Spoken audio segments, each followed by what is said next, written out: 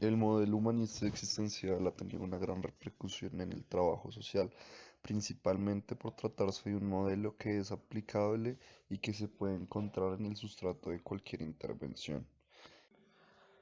Este modelo propone ideas tales como que los seres humanos intentan darle sentido al mundo en el que viven, que los trabajadores sociales intentan ayudar a las personas con el objeto que consigan la capacidad necesaria para comprenderse a sí mismos y poder analizar la significación personal que ellos mismos le imprimen al mundo que perciben y que viven, teniendo especial respeto por las interpretaciones dadas por las personas. El principal detonante del desarrollo del existencialismo como movimiento filosófico en Europa, primero en Alemania y luego en Francia, fue la tremenda crisis que provocaron las dos guerras mundiales. El mundo dejó de ser un lugar apacible, fracasando con ello el proyecto ilustrado de una humanidad que conquistaría la justicia y el bienestar social con la fuerza de la razón. Conceptos teóricos claves del humanismo y del existencialismo relevantes para la intervención. El enfoque humanista apareció a partir del desarrollo de nuevas formas de ver al ser humano, de nuevas formas de entender los conflictos existenciales y las posibilidades de cambio, y junto al cambio que experimentaron algunos discípulos de las teorías psicoanalíticas de Freud, que se concretaron en teorías alternativas a lo que estaba establecido por dichos maestros, como el propio Freud, Watson o Jung. Así, psicoanalistas como Fritz Perls, Eric Berne, Carl Rogers o Maslow impulsaron con sus teorías otras perspectivas. El humanismo entiende al hombre como un ser equipado del conjunto de potencialidades necesarias para su completo desarrollo, frente a otras consideraciones teóricas que concibe el hombre como un ser incompleto, víctima de sus propios instintos y o determinado por su genética. El humanismo ve en el síntoma la manifestación externa de un problema o un conflicto interno. El humanismo no trata de eliminar dicho síntoma, como proponen otros modelos, sino que trata de escucharlo, de entender su significado, de comprenderlo. Es entendido como una señal que informa de cuál es el problema, que expresa algo que el ser humano no es capaz de expresar de forma consciente. El humanismo se niega a distinguir entre personas enfermas o personas sanas. Considera que todos los seres humanos, de una u otra manera, están necesitados de ayuda a la hora de buscar o de encontrar el equilibrio. El existencialismo. El, el existencialismo expone una serie de pautas que ha aportado el existencialismo a la intervención. Todos estos conceptos han tenido una influencia en la práctica profesional del trabajo social. La definición de la existencia como modo del ser del hombre. Los existencialistas afirman que lo que propiamente existe es el hombre, no las cosas. Las cosas no existen, sino son. Es desde la existencia humana desde donde se establece el valor y sentido de todo lo real, y la fenomenología como método. Los existencialistas parten del análisis de la conciencia, según Husserl, a lo que conciben como pura intencionalidad. A continuación voy a exponer una serie de pautas que ha aportado el existencialismo a la intervención. Todos estos conceptos han tenido una influencia bastante grande en la práctica profesional del trabajo social y en otras especialidades terapéuticas. Como primer punto se encuentra la definición de la existencia como modo de ser del hombre, en la cual los existencialistas afirman que lo propiamente existente en sí es el hombre, no las cosas que toma su ser en él o a través de él. Para los existencialistas, existir es sinónimo de hombre, que significa que el hombre es libre y también consciente. También dicen que si el hombre no existe no puede conquistar su esencia. Ayudar a conquistar esa esencia de la que habla el existencialismo, será uno de los elementos que guiará la intervención desde ese planteamiento. Segundo, las cosas no existen sino son. Es desde la existencia humana desde donde se establece el valor y el sentido de todo lo real. El objeto al que se rigen las condiciones no existe. En este se pone en tensión la conciencia. A este tercero, la fenomenología como método. Los existencialistas parten del modo del análisis de la conciencia, a la que conciben como pura intencionalidad. Esto quiere decir que toda conciencia es siempre un dirigirse a algo, es conciencia de algo y por eso se proyecta hacia afuera, hacia el objeto, hacia el objetivo. O se conoce también ser en sí. Cuarto, existir es estar en el mundo. El ser del hombre es un ser en el mundo, en el cual está a su alrededor para poder ser activo y creador, siempre estando en el ser en sí. Quinto, la posibilidad y elección, donde explican que el hombre es una posibilidad abierta, también tiene libertad de hacer esto o lo otro. A esto se le llama elección. También las circunstancias tratadas ampliamente por los autores Ortega y Grace se limitan de su propia sensibilidad y de su libertad. Esto lleva a que el hombre no debe eludir su responsabilidad de sexto y último punto, en el cual se encuentra la angustia, la náusea y la vergüenza. Son sentimientos a la que la razón desvela nuestra existencia. Esto quiere decir que nos pone en contacto de una manera más íntima con ella y radical que la razón. La angustia nace de un futuro indefinido, una posibilidad a la que el hombre debe enfrentarse sin ninguna garantía, asumiendo plenamente su libertad. Esto dado a que debe construirse a sí mismo a cada instante. La náusea surge de la falta de propósito y de la finalidad del mundo y de los hombres. La vergüenza es un sentimiento mediante el cual constatamos que existen otros para sí distintos al nuestro. El existencialismo a través del análisis de la fenomenología de la conciencia abruma al hombre con una pesada carga de responsabilidades, pero también le muestra un camino individualmente un tanto creativo de hacerse a sí mismo a pesar de lo dado y de todas las circunstancias. El modelo centrado en el cliente, en el cual podemos encontrar un autor muy importante que es Carl Rogers, que ha tenido bastante influencia en el trabajo social y también creó una psicoterapia centrada en el cliente, cuyo punto de partida se centra en el reconocimiento de la singularidad del punto de vista desde cada persona. Realiza varios planteamientos y varios postulados, pero uno más importante que traza este modelo es el que hace frente a los individuos, donde explica que cada individuo tiene la capacidad suficiente para manejar de forma constructiva todos los aspectos que se encuentren en su vida, que se encuentran potencializados y que son reconocidos en su conciencia. Roger también afirma que el hombre es un ser positivo por naturaleza y debido a ello requiere respeto total, y más si se trata de sus aspiraciones y sus superaciones. Recomienda a los profesionales que se sitúen no por encima del cliente, sino desde un punto de vista más cercano a él, o sea, como desde su misma altura, que haya algo parejo, que se asuma el campo perceptual del cliente y que se trabaje desde allí, como una especie de alter ego. Roger no habla de pacientes, sino de clientes, ya que en el lenguaje rogeliano estos términos como diagnóstico, curación, tratamiento no son usados porque son connotaciones de dependencia, de limitación. Entonces él no los usa. Para Roger se llama cliente y es un proceso. Entonces, estos términos que él usa son más que todo para enfatizar, la participación activa, o sea, que es algo voluntario, responsable por parte de la persona. Plantea la igualdad entre el profesional y el individuo, al que busca ayudar y el que busca este tratamiento. Bueno, ahora se hablará del proceso terapéutico y las fases de intervención. En cuanto a los detalles del proceso de intervención, Roger plantea como premisa básica que no existe una distinción entre proceso y resultados de la investigación. Así divide el proceso terapéutico en 7 etapas. Las etapas representan puntos intermedios del proceso que por otra parte es considerado como un proceso continuo. La primera etapa se trata de relacionar y ser empático con el marco de referencia interno del cliente o sujeto.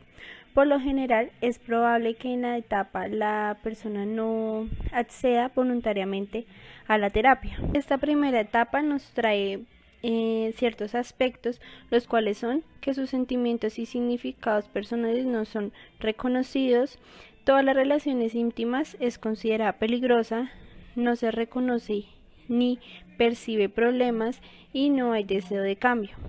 La segunda etapa se inicia solo cuando el sujeto puede vivir la experiencia de ser plenamente recibido. En ocasiones esto se consigue a través de terapias lúdicas o terapias de grupo. El cliente comienza a expresar temas de conversación ajenos a uno mismo, se consideran los problemas como algo extraño, no existen sentimientos de responsabilidad frente a ellos, los sentimientos son inscritos como ajenos o como objetos preterritorios. En la tercera etapa, a medida que el cliente, sujeto grupo, se sienta plenamente recibido y no bloquee sus expresiones, sus temas principales son sus sentimientos y construcción de su sí mismo. Algunas de sus características son: aumentan las expresiones relativas al sí mismo en cuanto a objetos. Se expresan experiencias relacionadas con el sí mismo. Se habla del sí mismo como objeto referente existe en otras personas. Los sentimientos y significados personales son experiencias como si no existieran en este momento, solo se comunican sentimientos pasados y la aceptación al sí mismo. La cuarta etapa se encuentra referida al procesamiento vivencial. Adquiere gradualmente más flexibilidad y los sentimientos comienzan a fluir con mayor libertad. Así los sentimientos son más intensos, son descritos como objetos presentes que irrumpen en contra de los deseos del cliente. Comienzan a establecerse relaciones sobre una base más afectiva, las incongruencias entre el sí mismo y la experiencia comienzan a ser reconocidas con ciertas preocupaciones. La quinta etapa se centra en fomentar el crecimiento y la autoestima del cliente o sujeto. Las cualidades de estas son: expresiones libres de los sentimientos como algo presente, se reconoce como propio los sentimientos relativos a uno mismo y se desea ser el sí mismo real. Y por último, las incongruencias y contradicciones son abiertamente afrontadas. En la sexta etapa, si el cliente sigue siendo plenamente recibido en la relación terapéutica, cambia el modo de experimentar el sentimiento hasta entonces negativo. En este cambio, lo más importante es el nuevo modo en el que se experimentan los sentimientos. Uno de estos modos son la comunicación interior, que se hace libre y poco bloqueada. Hay una clara diferencia de las experiencias y el cliente logra superar sus problemas. En la séptima y última etapa, el cliente o sujeto ingresa en ella sin necesidad de ayuda de parte del profesional. Esta fase puede desarrollarse tanto en relación terapéutica como fuera de ella. Sus características son: los sentimientos nuevos se experimentan de manera inmediata. La vivencia de esos sentimientos se experimentan y utilizan como referente claro. Poco a poco el sí mismo se convierte simplemente en la conciencia subjetiva y reflexiva de la vivencia, y el cliente o sujeto experimenta la elección afectiva de nuevas maneras de ser. Cuando el individuo o grupo ha alcanzado la séptima etapa de su proceso de cambio, ingresa a una nueva dimensión. En definitiva, se habrá logrado el objeto del proceso: conseguir una persona óptima. Técnicas empleadas por el modelo de la intervención. En cuanto a las técnicas utilizadas por este enfoque, Rogers y Kignet consideran que no existen técnicas, pues el principal armamento es su personalidad. Lo que va a aplicar el terapeuta son sus actitudes y concepciones relativas al ser humano, y no la aplicación de conocimientos o habilidades especiales. El modelo de intervención centrado en Rogers propone una técnica sencilla, entre ellas se destaca la definición verbal y la definición mediante su conducta. El terapeuta aclara que no dará propuestas concretas para dar solución al problema, sino que la situación del consejo es la que dará la oportunidad al cliente de encontrar su propia solución a sus problemas. El segundo modelo de intervención sería la utilización de la actitud inicial amistosa. Aquí se reúne toda la expresión de los sentimientos del cliente y es aquí donde podemos evidenciar la manera de cómo se actúa, de qué siente y también de cómo el terapeuta va a actuar. El tercer modelo de intervención es la utilización de técnicas catárticas y es aquí donde el terapeuta da consejos de forma consciente y además de ello se deja guiar por el cliente y la expresión de sus sentimientos. El cuarto modelo se refiere a la técnica para conseguir el insight del cliente, pues Rogers recomienda no seguir las técnicas negativas, como pueden ser preguntas directas, de modo que digamos el cliente se vaya a sentir incómodo. También nos recomienda evitar como preguntas y respuestas evaluativas. También evitar consejos autoritarios y sugerencias, digamos, para la situación que obviamente está viviendo. Y digamos también cómo evitar las interpretaciones frente a la situación. El quinto modelo refiere a la técnica de la clarificación verbal. Pues digamos aquí se desenvuelve la interpretación del terapeuta frente a las expresiones del cliente. El sexto y último modelo hace referencia al reflejo del sentimiento, pues este consiste en hacer de espejo, en donde se refleje al cliente los sentimientos que él mismo ha expresado en la situación. Un aspecto importante que debemos tener en cuenta a la hora de hacer nuestra técnica es utilizar la grabación, pues digamos que esta es especial y útil para cuando nosotros hacemos la investigación o la intervención. Digamos que esto lo que hace es como generar una calidad a la hora de hacer la investigación, puesto que digamos podemos como tener la información prevalente, donde podemos seguir evidenciando efectivamente la investigación y poderla trascender. Cualidades y funciones del terapeuta. No se puede decir que existan las determinadas características que tengan aquellos profesionales que trabajan bajo este modelo, pero digamos que se puede apuntar que es necesario poseer ciertas cualidades y habilidades. La primera de ellas sería la capacidad empática, y esta refiere a que es la capacidad de ponerse en el lugar del otro, de verlo como él lo ve y lo entiende. Aquí el profesional debe poseer esta característica de sensibilidad integrada de su personalidad a la hora de intervenir bajo este modelo. Bueno, digamos que la segunda cualidad y función del profesional debe ser centralizar la empatía, la simpatía y la intuición en el diagnóstico. Digamos que el autor claramente nos señala que estas tres, digamos que tienen cierto acuerdo bajo la subjetividad, pero que sin embargo las tres tienen distinciones totalmente diferentes. Para hacer énfasis, la simpatía se encuentra referida a las emociones y a las capacidades de vivenciar la experiencia del otro, pero solo a nivel emocional. La empatía no solo significa la aprehensión de aspectos emocionales, sino también aspectos cognitivos de la experiencia de los demás. Finalmente, la intuición se encuentra referida a la capacidad de descubrir, analizar y formular las tendencias y necesidades inconscientes de los demás. Estas tres, digamos que son necesarias para poder formular un buen diagnóstico. Como tercera cualidad y función, es un papel bastante importante tener la autenticidad o acuerdo interno, pues digamos ya que el profesional trabaja bajo este modelo, se hace necesario que tenga ciertos parámetros y cualidades que representan el mismo, y digamos que acá lo más importante es centrar la autenticidad en nuestro trabajo y también no solo ser sincero, pues ya que el mismo garantiza que el cliente vea que el profesional siempre va a tener como la misma conducta con él.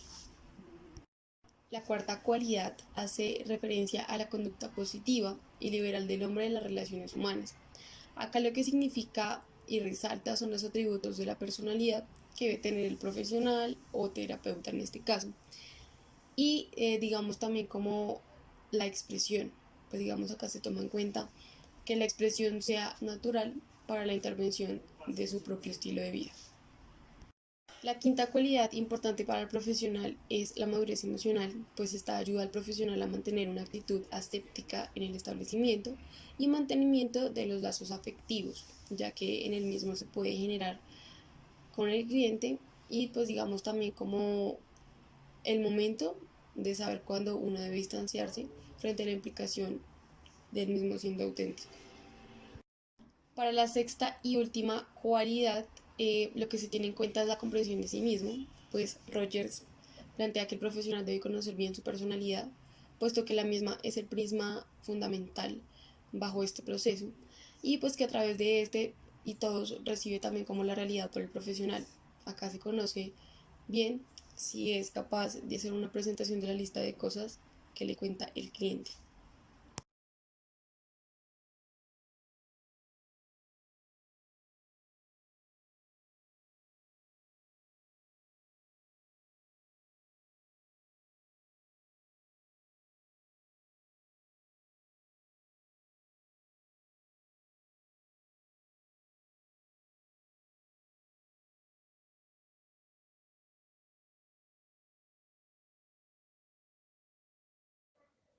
La terapia gestal.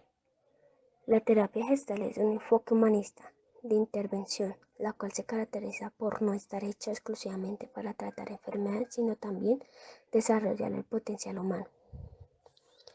El objetivo de la terapia gestal es ayudar al paciente en su problemática, haciéndole más consciente de cómo ha llegado hasta el punto en el que se encuentra y cómo aprender a hacerlo de otras maneras, devolviéndole la capacidad de elegir opciones que quieren tomar para afrontar la vida, ampliándole el campo de posibilidades y dejar de reducírsela a unas pocas opciones.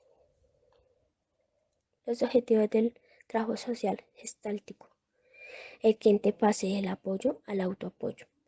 Que el cliente aprenda a darse cuenta de lo que hace y de cómo lo hace. La autorresponsabilidad. Conseguir la mayor interacción posible facilitándole el crecimiento y desarrollo del individuo. Fomentar en el cliente una actitud activa y responsable que le permita aprender a observar sus conductas y a experimentar otras nuevas. Conceptos básicos que entregan la teoría gestática en la práctica profesional del trabajador social. Primero, figura y fondo. La necesidad de sobrevivir y la necesidad de crecimiento. Y en donde estas dos necesidades, nuestra percepción está dirigida al proporcionar un significado a la situación. Esta configuración existe un centro de interés que se conoce como figura, mientras que el resto del campo toma la forma de fondo. La figura es la necesidad básica de cada persona. Segundo, el darse cuenta. Tratar de facilitar al cliente la posibilidad de que se dé cuenta, a partir de sus necesidades, acerca de qué cosas elegir hacer y cómo puede realizarlas. Tercero, homeostasis. Este proceso se refiere a la ayuda a que el sujeto alcance las necesidades personales percibidas de la forma integral, para lo cual necesita establecer y tomar contacto con aquellas fuentes, tanto humanas como físicas, que sean capaces de satisfacer sus necesidades. El trabajo de intervención es ayudar al sujeto a sentirse capaz de enfocar sus necesidades y a controlar el miedo. Cuarto, diálogo existencial. El objetivo principal se centra en el despertar sensorial del organismo a una vida más plena, porque se habla del ser y no del tener, lo cual es clave a la hora de orientar la percepción entre trabajador social y cliente, ya que determina la realización de un proceso de acompañamiento no directivo, en donde el trabajador social se encuentra en sintonía plena con el cliente, estar atento a lo que sucede en el mismo y así lo que va sucediendo entre ambos en el encuentro, aquí y ahora. Consiste en percibirse en el presente como lo único que existe. Esta terapia trabaja haciendo que el paciente se perciba a sí mismo en el momento actual sin evolucionar proyecciones futuras. Sexto, polaridades. Los seres humanos son un abanico de polaridades y comprenden que dichas polaridades producen ciertos desequilibrios, lo que se quiere a través de la intervención que dichas polaridades se integren armónicamente con el objetivo final que aumente su bienestar. Séptimo, sueños. Los sueños son mensajes existenciales donde aparecen partes de nuestra personalidad que se encuentran rechazadas o alineadas por nosotros mismos. Octavo, praxna o el cierre. Es el mecanismo mental que nos permite interpretar aquello incompleto o parcialmente oculto, lo cual origina una tensión interna. Al resolver dicha dificultad, se efectúa el denominado cierre, sacando la tensión acumulada y produciendo un equilibrio. Técnicas de intervención gestálticas. Se denomina triple actitud, las técnicas apuntadas al desarrollo de la capacidad de concienciar la experiencia personal, al desarrollo de la capacidad de vivir en el presente en lugar de en las fantasías y al desarrollo de la responsabilidad personal. Estas técnicas le permiten al profesional visualizar y analizar las situaciones que afectan a su cliente, dando una orientación de la terapia y solución de sus problemas. Entre estas tenemos: toma de conciencia, Observación del comportamiento corporal y expresiones emocionales del cliente. Silla vacía. Se le pide al cliente que exprese sus sentimientos, con el fin de que la persona se libere de los pensamientos o situaciones que lo atormentan. Puesta en acción. Es una actividad didáctica, donde se le pide al cliente que haga una representación de una persona o situación que lo afecta. Monodrama. Es una interpretación que hace el cliente donde expresa una situación vivida. Amplificación. Se le pide al cliente que cuente su situación de manera exagerada para que sobresalgan todas las expresiones corporales que a simple vista no se ven, con el fin de que el profesional pueda entender mejor su situación. Escenificación de los sueños. Es un relato que hace el cliente a su profesional, donde expresa a detalle el sueño que tuvo, identificando aspectos que puedan estar reprimidos en la persona y sea un punto a tratar. Expresión metafórica. Es la implementación de diferentes actividades manuales, donde el cliente puede expresar sus emociones, dándole un significado racional a cada obra realizada.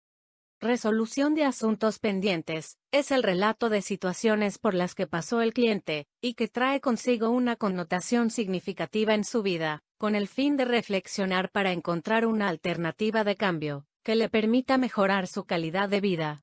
De función y capacidades del terapeuta Gestalt. El terapeuta debe hacer un acompañamiento, dando a conocer al cliente durante el proceso cuáles son aspectos a mejorar, sin dejar atrás sus virtudes, intentando conseguir una relación horizontal. Las habilidades del profesional deben ser: habilidad en la comunicación, entendimiento y amabilidad. Énfasis en la intervención, centrado en el presente. Empatía con el cliente, teniendo claros sus límites en la intervención. Permitir e incentivar la libertad del cliente. Habilidad para identificar las intenciones del cliente. Identificar el problema a tratar. Enfoque del trabajo social existencial. Donald F. Krill. Aparece en Estados Unidos, 1962, tomado como una especie de filosofía de la desesperación, donde se pretende reconocer el valor de la persona y de la libertad. Filosofía existencial. La importancia de la libertad individual. El reconocimiento del sufrimiento humano. La participación en el momento actual. El sentido de compromiso. Conceptos terapéuticos. La singularidad del cliente hace que cada caso sea diferente y único, por lo que las técnicas a intervenir son distintas. El terapeuta se debe caracterizar por ser comprensivo con la situación del cliente. Desilusión. Ayudar al cliente a superar sus miedos para que no le impidan su crecimiento personal. Libertad de elección. Motivar al cliente a cambiar su situación haciéndole entender que tiene la capacidad de cambiar en aquello que desee. Significado del sufrimiento. Darle a conocer al cliente que las decisiones que se toman tienen una consecuencia, permitiéndole al cliente asimilar el sufrimiento, haciéndole ver que es natural y que hacen parte de la vida, por lo que se deben manejar las emociones que estas situaciones le generan. Necesidad de diálogo. Indicarle al cliente que la interacción con otros es necesaria para relacionarse, por lo que se debe incentivar su participación con otros. Compromiso. Ponerse en el papel del cliente para así comprender mejor los problemas o conflictos que éste esté atravesando. Elementos fundamentales de la terapia existencial. Permite desarrollar la personalidad por medio de una fuerza creativa e integradora. Promueve la capacidad de cambio en las personas en su forma de vida radical en cualquier momento. Métodos de tratamiento. Existen 3 principios metodológicos fundamentales para el enfoque existencial.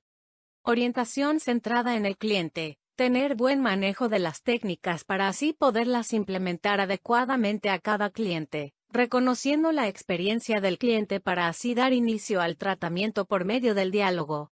Énfasis en el cambio de experiencias. Determinar la actitud, la empatía, la apertura y la transparencia como actividades que generen esperanza en el cambio. Puntos de vista filosóficos o religiosos. Respetar los puntos de vista que tenga el cliente. Enfoque de análisis transaccional. Eric Berne. Teoría de la personalidad y las relaciones humanas. es un análisis del comportamiento externo de las personas, y en forma secundaria se centra en los procesos psicológicos internos, para entender las interacciones de las personas y mejorar el medio social humano. Se centra en los aspectos y relaciones interpersonales, juegos psicológicos y el argumento de vida, comportamiento, personalidad, pensamiento, actitudes y conductas. Se aplica para el crecimiento y el cambio personal o organizacional. Estudia el análisis de las unidades de comunicación básica, y su objeto clave de estudio son las estimulaciones básicas.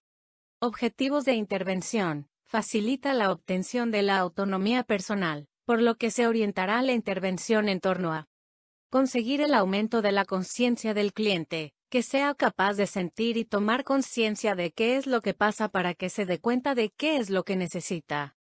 Generar capacidad de expresar las necesidades y sentimientos. Desarrollar la capacidad de relacionarse con los demás, que comprenda cómo está en relación con los demás, y que sea consciente de lo que busca en sus relaciones, y cuál es el argumento de vida que lo hace actuar de tal forma. Ejes metodológicos y principales roles del profesional. Reconstruir y recuperar el poder personal, hacer que vea su poder que le es intrínseco como persona para que se convierta en el guionista de su vida, y en el motor de su propio desarrollo. Autonomía, el ser humano como un sistema libre para tomar decisiones, y asumir la responsabilidad de su propia vida y desarrollo personal. Para ello es necesario que el cliente reconozca su guión de vida, y pueda decidir en qué elementos quiere intervenir, qué mejorar, qué dejar y qué construir. Descubrirse y comprenderse, incentivar para que el cliente explore sus vivencias, y que las pueda comprender con mayor nitidez. Con esto incrementa su nivel de conciencia, y poder obtener una mejor comprensión de sí mismo. Respeto a la unicidad del cliente. El cliente es quien decide y es el encargado de solucionar el problema o no. Valoración del modelo. El trabajador social debe tener en cuenta la dimensión objetiva, conocimiento de los factores que han llevado a la situación actual, y subjetiva, cómo es experimentada y vivenciada la situación en la que el sujeto se encuentra, y cuál es la importancia que estos le dan, en la intervención terapéutica. La tarea del trabajador social es incluir esfuerzos para convertir aspectos negativos de la experiencia de libertad en aspectos positivos.